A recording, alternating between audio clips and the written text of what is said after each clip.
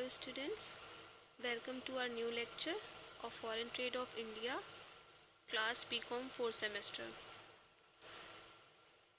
आज का हमारा टॉपिक है difference between domestic trade and international trade.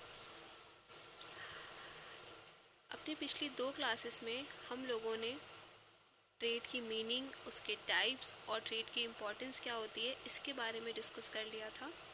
अब हम लोग डिस्कस करेंगे difference between domestic trade and international trade, यानी कि डोमेस्टिक ट्रेड जिसको हम हिंदी में आंतरिक व्यापार भी बोलते हैं और इंटरनेशनल ट्रेड जिसको हम हिंदी में बाहरी व्यापार भी बोलते हैं। तो इन दोनों के बीच में डिफरेंस क्या है, इन दोनों के बीच में अंतर क्या होता है, उसके बारे में आज हम लोग वन बाय वन करके डिस्कस करेंगे। ओके,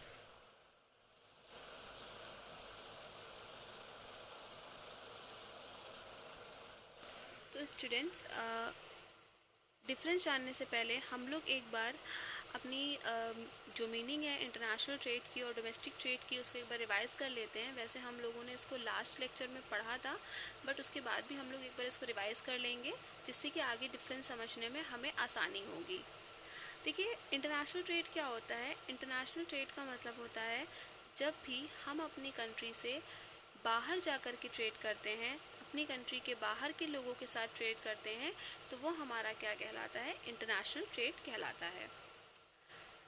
जैसे कि अगर हम इंडिया में हैं और हम इंडिया में रह के बाहर की कोई हमारी कंपनी है यूएसए में, हम अगर उसके साथ कोई भी बिजनेस करते हैं, कोई भी व्यापार करते हैं, तो वो हमारा क्या कहलाता है, इंटरनेशनल ट्रेड कहलाता है। अब देखिए, वही मीनिंग यहाँ पे देके रखी है कि trade that takes place in 2 or more countries is known as international trade. No country is perfect from the economic side. देखिए, कोई भी कंट्री क्या होती है, अपने जो उसकी इकोनॉमिक साइड का मतलब होता है कि अपने सारे रिसोर्सेज में परफेक्ट नहीं होती। हर किसी के पास किसी ना किसी चीज़ों की कमी होती है। जैसे कि हम कहते हैं इंडिया हमारी एक क्या है, इंडिया हमारी एक एग्रीकल्चरल कंट्री है, एक लेबर इंटेंसिव कंट्री है। बट यूएसए क्या है, यूएसए हमारी एक कैपिटल इंटेंसिव टेक्निक है, कैपिटल इंटेंसिव कंट्री है, जो वहाँ पे टेक्नोलॉजी ज़्यादा है। तो क्या है, वहाँ पे एग्रीकल्चरल प्रोडक्ट्स कम है। तो इस तरह क्या होता है, हर कंट्री अपने अपने प्रोडक्ट्स में स्पेशलाइज्ड है। सारी कंट्री के पास सारे रिसोर्सेज नहीं है, इसीलिए ट्रेड की आवश्यकता पड़ती है, जिससे कि कोई भी कंट्री क्या करती है, जिस चीज़ की कमी उसके पास है वो ट्रेड के ज़रिए अपने उस कंट्री के रिसोर्सेज को बाहर की कंट्री से मंगा करके पूरा कर सकती है। No man can produce his or her essential goods alone. Besides, no country alone can produce essential goods. जैसे कि कोई भी पर्सन अपने लिए सारी चीज़ें नहीं बना सकता है, वैसे भी कोई भी कंट्री अपने लिए सारी चीज़ें प्रोड्यूस नहीं कर सकती है। Many countries can get better facilities because of the differences in geographical location.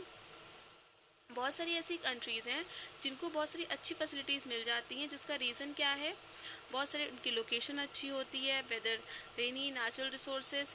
जैसे मान लीजिए कहीं पे बारिश का मौसम बहुत ज़्यादा है तो वहाँ पे ईजिली ट्रांसफ़र नहीं हो पाते हैं गुड्स, ठीक है। बट जहाँ पे मौसम रेनी सीज़न का नहीं है, जहाँ पे एक नॉर्मल सा मौसम है, वहाँ पे आसानी से कोई भी गुड्स को हम एक जगह से दूसरी जगह पे ट्रांसफ़र कर सकते हैं। तो मेनली क्या है कि ट्रेड उस जगह पे ज़्यादा आसानी से हो जाता है जहाँ की जो कंडीशंस हैं वो थोड़ी सी अच्छी होती हैं। Okay, get it. चलिए, अब हम लोग रिवाइज कर लेते हैं कि डोमेस्टिक ट्रेड क्या होता है। डोमेस्टिक ट्रेड, जैसा कि मैंने आप लोग को बताया, इंटरनेशनल ट्रेड क्या होता है, जब भी हम बाहर की किसी कंट्री के साथ ट्रेड करेंगे तो वो इंटरनेशनल ट्रेड कहलाएगा। और जब हम अपनी कंट्री में रह करके, विद इन द कंट्री, अपनी जोग्राफिकल बाउंड्री के अंदर रह करके ट्रेड करते हैं तो वो हमारा क्या कहलाता है, डोमेस्टिक ट्रेड कहलाता है, जिसको हम देशी व्यापार भी बोलते हैं। Trade that occurs inside a country is called domestic trade. Domestic trade takes place in many divisions of a country. In short, trade that occurs inside the geographical area of the country, traditionally known as domestic trade. All region in a country does not equally produce all goods. वही same चीज़ का concept यहाँ पे भी है।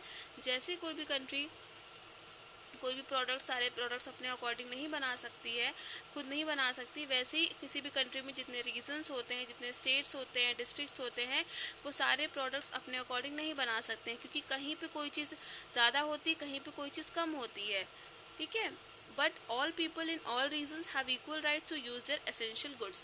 But सारे इस country में रहने वाले सारे लोगों का ये राइट है कि वो सारे गुड्स को इक्वली यूज़ कर सकते हैं। For this reason the trading system is essential for exchanging goods between each other. One region produces one good and exchange with other regions inside a country is typically known as domestic trade। यानी कि कोई भी reason जब क्या करता है, किसी भी चीज़ को प्रोड्यूस करता है और उसको विद इन द कंट्री में रह करके एक्सचेंज करता है, दैट मीन्स कि बाइंग और सेलिंग करता है, तो वो क्या हमारा क्या कहलाता है, वो हमारा डोमेस्टिक ट्रेड कहलाता है।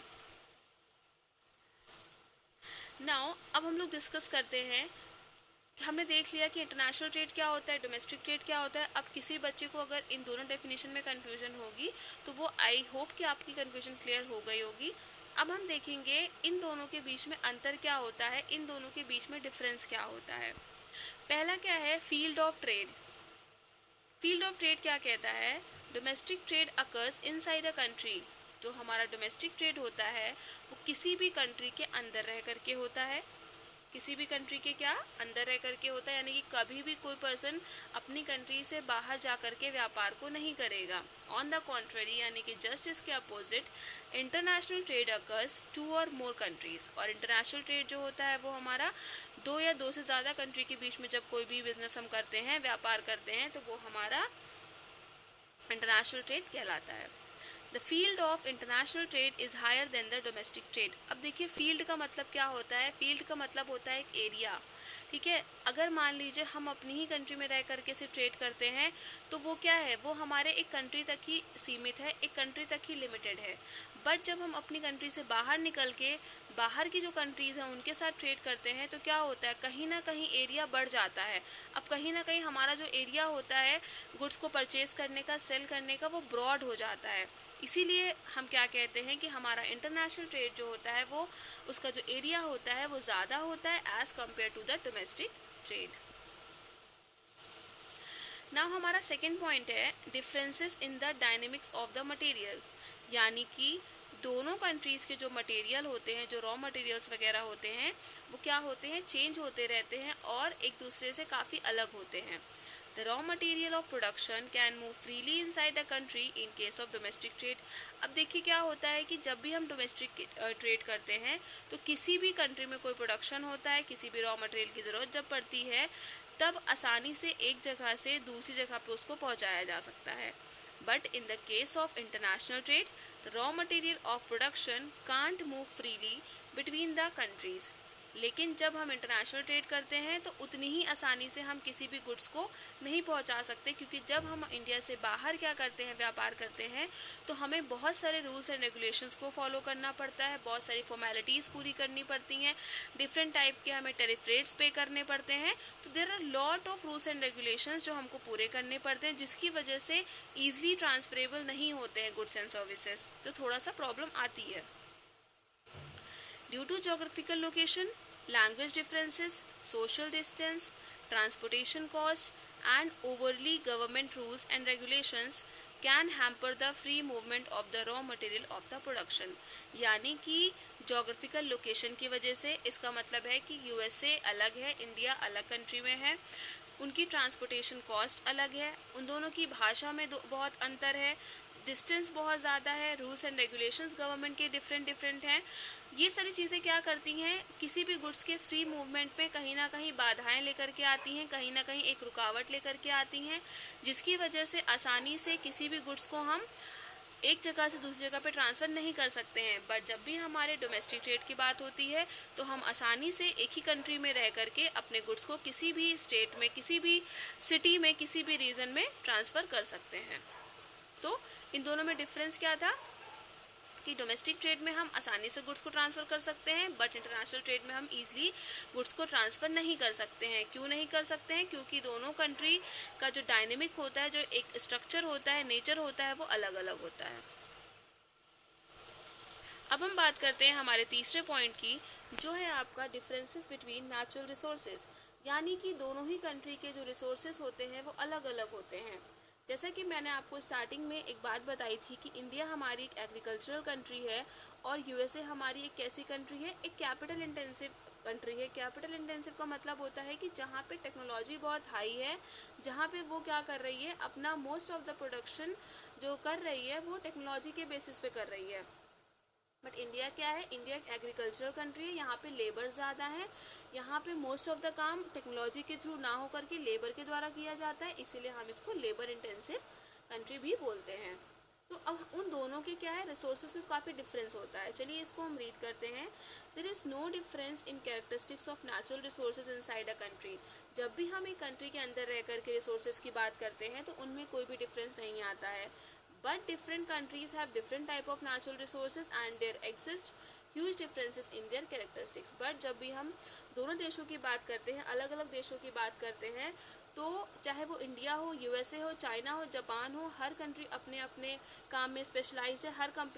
हर कंट्री का अपना एक रोल है किसी भी गुड्स को प्रोड्यूस करने में, कोई भी सर्विसेज प्रोड्यूस करने में। सब किसी ना किसी में एक अपनी स्पेशलाइजेशन रखते हैं। कोई किसी में अच्छा है, कोई किसी में अच्छा है, कोई मशीन्स अच्छी बना रहा है, कोई टेक्नोलॉजी में अच्छा है, कोई मोबाइल्स फ़ोन ज़्यादा अच्छे बना रहा है। तो ये क्या है, सब अपनी अपने फील्ड में स्पेशलाइज्ड हैं। इसीलिए हम क्या कहते हैं कि दोनों के जो रिसोर्सेज हैं, दोनों जिन रिसोर्सेज का यूज़ करते हैं, जिन टेक्निक्स का यूज़ करते हैं, वो डिफरेंट होती है। For example, some countries are good in agricultural sector and some are in industrial sector. कुछ कंट्रीज़ जो क्या होती हैं, जैसे कि इंडिया हमारी एग्रीकल्चर सेक्टर में स्पेशलाइज्ड है, एग्रीकल्चर सेक्टर में अच्छा काम करती है, और कुछ कंट्रीज़ क्या करती हैं, इंडस्ट्रियल सेक्टर में अच्छा रोल प्ले करती हैं। अब हम बात करते हैं फोर्थ पॉइंट की, जो हमारा है differences between the money and banking system. यानी कि दोनों कंट्रीज़ के मनी और बैंकिंग सिस्टम में डिफरेंसेस होते हैं। बिल्कुल होता है। अगर हम अपनी कंट्री की बात करें तो हमारे यहाँ पे आरबीआई है हमारा सेंट्रल बैंक, बाहर की कंट्री में कोई दूसरा सेंट्रल बैंक होगा। यहाँ की आरबीआई यहाँ के डिमांड स्ट्रक्चर को देखते हुए, यहाँ के सप्लाई स्ट्रक्चर को देखते हुए, यहाँ की इकोनॉमी को देखते हुए रूल्स एंड रेगुलेशन बनाती है। इंडिया हमारी डेवलपिंग कंट्री है, तो वो डेवलपिंग कंट्री के अकॉर्डिंग रूल्स एंड रेगुलेशंस बनाएगी, पॉलिसीज़ फ्रेमवर्क बनाएगी। बट यूएसए हमारी डेवलप कंट्री है, वहाँ पे बहुत सा डेवलपमेंट ऑलरेडी हो चुका है, तो वहाँ की कंट्री क्या करेगी, उसके according rules and regulations framework करेगी। तो ये क्या है, ये कहीं ना कहीं दोनों कंट्री का जो बैंकिंग स्ट्रक्चर होता है, जो मनी स्ट्रक्चर होता है, वो अलग अलग होता है। Same monetary policy and banking system exist inside a country, but different countries have different rules and regulations in their banking and monetary system. यानी कि किसी भी कंट्री में अगर हम स्टेट वाइज ट्रेड करते हैं तो एक ही मॉनेटरी पॉलिसी यूज़ की जाती है, एक ही बैंकिंग सिस्टम को फॉलो किया जाता है। बट जब हम कंट्री टू कंट्री क्या करते हैं, ट्रेड करते हैं, तो वहाँ बाहर की कंट्री के मॉनेटरी सिस्टम्स अलग होते हैं, मॉनेटरी पॉलिसीज़ अलग होती है, और हमारी कंट्री की मॉनेटरी पॉलिसीज़ वगैरह अलग होती हैं। The foreign exchange rate is essential for international trade. जो हमारा फॉरेन एक्सचेंज रेट होता है वो बहुत ही ज़रूरी होता है इंटरनेशनल ट्रेड के लिए, क्योंकि जब भी हम व्यापार करते हैं तो हमें कहीं ना कहीं बाहरी कंट्री को पे करना होता है और बाहर की कंट्री को हमें पे करना होता है। तो ये जानना बहुत ही ज़रूरी है कि हम किस एक्सचेंज रेट पे अपना ट्रांजेक्शन कर रहे हैं। For that reason international trade is more complex than domestic trade. जब भी हम इंडिया में रह करके कोई भी ट्रेड करते हैं, उसका पेमेंट करते हैं, तो हमको पता है कि हम इंडियन रुपी में करेंगे। बट जब हम बाहर की कंट्री से ट्रेड करते हैं तो हमको पता है कि उस कंट्री में जो करेंसी चल रही होगी, हमको उस करेंसी में पेमेंट करना है। मान लीजिए हम यूएसए से ट्रेड करेंगे तो हमें डॉलर में पेमेंट करना होगा, इसीलिए हमें फॉरेन एक्सचेंज रेट की नॉलेज होनी चाहिए। सो हम क्या कहेंगे कि दोनों कंट्रीज़ का या किसी भी कंट्रीज़ का, जो अलग अलग कंट्रीज़ होती हैं, उनका money and banking structure different होता है। अब हम फिफ्थ पॉइंट पे आते हैं, जो क्या कहता है डिफरेंस बिटवीन बिजनेस पॉलिसी। जैसे कि किसी भी कंट्री का बैंकिंग स्ट्रक्चर अलग होता है, वैसे ही क्या होता है, हर कंट्री का अपनी जो बिजनेस पॉलिसीज़ होती हैं, उनके बिजनेस के अकॉर्डिंग वो डिफ़र करती हैं, चेंज होती रहती हैं। Domestic trade follows the same business policy in case of trade. For that products can move freely inside the country and transactions can be done in an easier manner. अब क्या होता है कि जब एक ही कंट्री में रह करके हम प्रोडक्ट्स को बनाते हैं तो वो ईजिली हम मूव कर सकते हैं, ट्रांजेक्शन आसानी से हो सकते हैं। But international trade is not able to follow the same rules. लेकिन इंटरनेशनल ट्रेड ये सेम रूल्स को फॉलो नहीं करता है, because many countries follow different types of rules and regulations. For that many problems में अराइज इन इंटरनेशनल ट्रेड। हर country अपना अलग अलग बिजनेस स्ट्रक्चर रखती है, किस तरह से उस अगर हमारे यहाँ पे कोई कंपनी है, इंडिया में कोई कंपनी है, तो उसकी बिज़नेस की पॉलिसीज़ अलग होंगी, उसका डील करने का तरीका अलग होगा। बट जब भी हम बाहरी कंट्री की बात करेंगे तो उनकी बिज़नेस की पॉलिसीज़ अलग होंगी। तो क्या होता है, जब भी हम ट्रांजेक्शन करते हैं तो उसमें भी कहीं ना कहीं बहुत सारी प्रॉब्लम्स आती हैं, बहुत सारी प्रॉब्लम्स देखने को मिलती हैं, जो क्या करती हैं, हमें फेस करनी पड़ती हैं। ये क्या है, ये आपका है कि उनकी जो बिज़नेस पॉलिसी होती है वो डिफ़र करती है।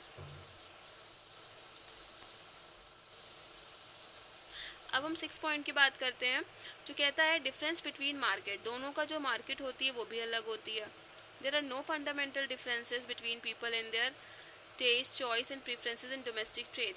मान लीजिए इंडिया है, तो इंडिया क्या है, सबको पता है कि इंडिया में कल्चर को बहुत माना जाता है, इंडिया में ट्रेडिशंस को बहुत फॉलो किया जाता है। तो इंडिया में जो लोगों का टेस्ट होता है, चॉइस होती है, प्रेफरेंसेस होती हैं, वो लगभग क्या होती हैं, सेम होती हैं। But besides there exist differences in the many countries market, different choices, taste and preferences, different cultural programs etc. और जब भी बाहरी कंट्री की बात होती है तो वहाँ पे वेस्टर्न कल्चर को फॉलो किया जाता है, वहाँ के चॉइसेस। मान लीजिए आप चाइना की बात करो तो चाइना में चाइनीज़ प्रोडक्ट ज़्यादा प्रेफर किए जाते हैं, वहाँ पे लोग नूडल्स खाते हैं, यहाँ पे हम नॉर्मल देसी खाना खाते हैं, हम सब्जी रोटी दाल चावल हमारे यहाँ प्रेफर किया जाता है। तो हमारे यहाँ यही चीज़ें ज़्यादा बिकती भी है। अगर हम बाहरी कंट्री की बात करें तो बाहरी कंट्री में फास्ट फूड वगैरह बहुत ज़्यादा बिकता है। तो वो क्या है, दोनों का एक मार्केट स्ट्रक्चर बहुत अलग है। यहाँ पे लोग सलवार कमीज़ पहनते हैं, बाहर की कंट्री में लोग वेस्टर्न ड्रेसेस पहनते हैं। तो वो क्या बता रहा है, ये हमें एक तरह से ये बता रहा है कि जो बाहर की कंट्रीज़ हैं उनका मार्केट अलग है, और जो हमारे यहाँ की कंट्री है उसका मार्केट टेस्ट लोगों का, प्रेफरेंसेस लोगों की अलग है। That is why international trade required more attention than domestic trade. इसलिए कहीं ना कहीं जो इंटरनेशनल ट्रेड होता है वो मोर अटेंशन गेन करता है compare to domestic trade.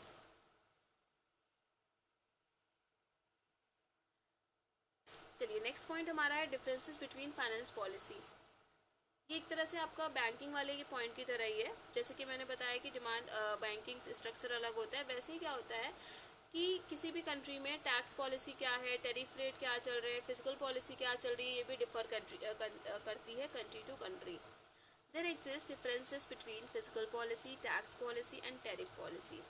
The central bank of a country follows favorable rules for their country. Domestic trade follows the same rules whereas international trade does not follow the same rules in their trading system.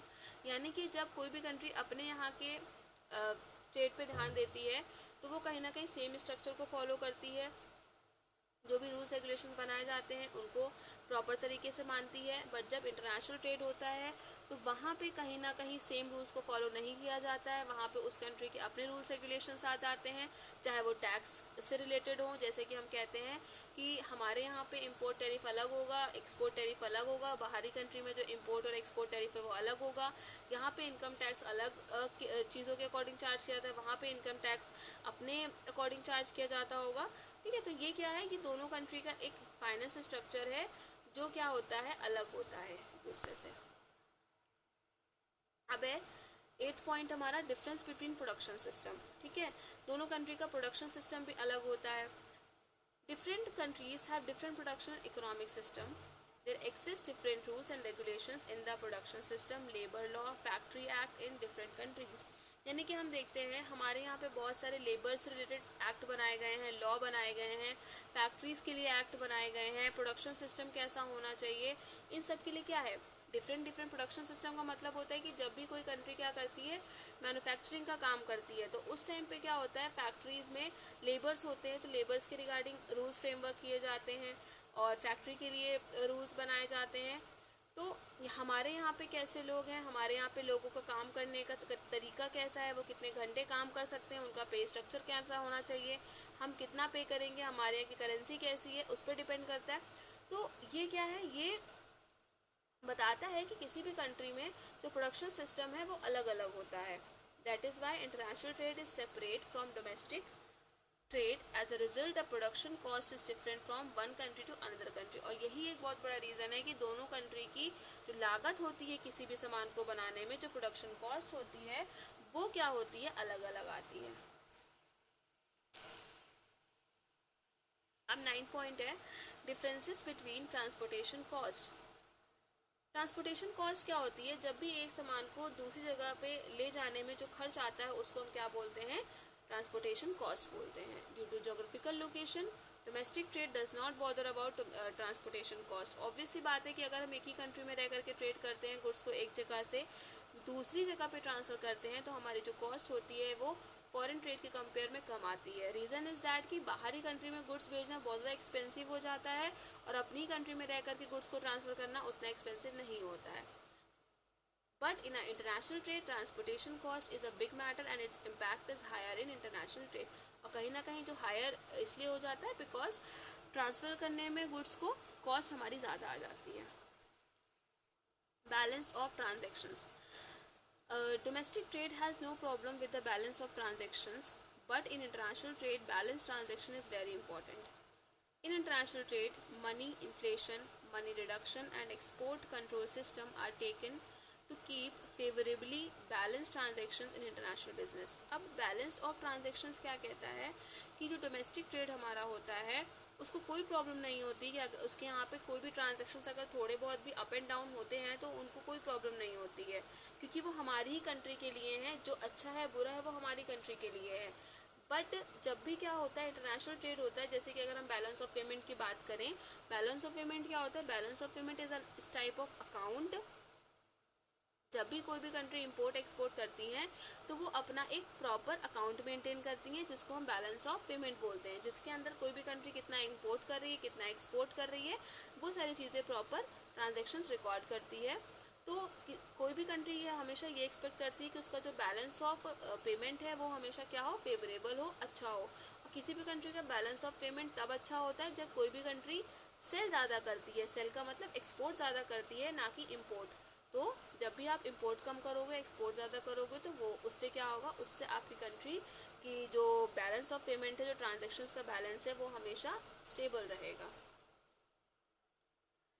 चलिए अब last हमारा point है separate national government. Obvious सी बात है India में जो prime minister काम कर रहे हैं, क्या वो बाहर अपने कोई भी रूल्स फ्रेमवर्क कर सकते हैं? नहीं। और बाहर के जो प्राइम मिनिस्टर है वो हमारे यहाँ पे कोई रूल्स फ्रेमवर्क कर सकते हैं? नहीं कर सकते हैं। दोनों कंट्री की गवर्नमेंट क्या होती है? अलग अलग होती है।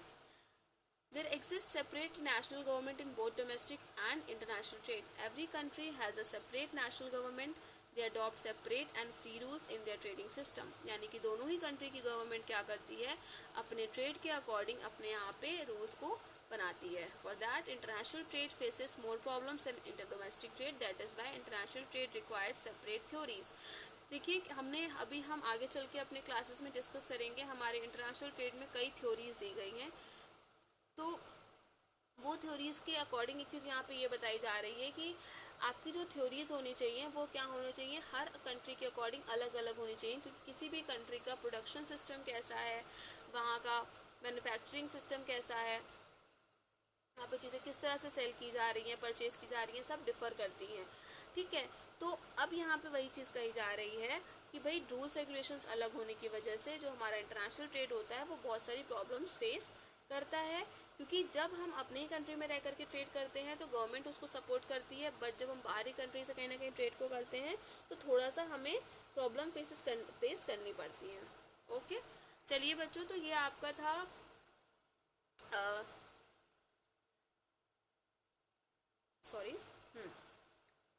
तो ये आपके कुछ पॉइंट्स थे जो ये बताते थे कि आपके डोमेस्टिक ट्रेड में और इंटरनेशनल ट्रेड में डिफरेंस क्या है। इसको आप लोग अच्छे से पढ़ लीजिएगा और अच्छे से समझ लीजिएगा।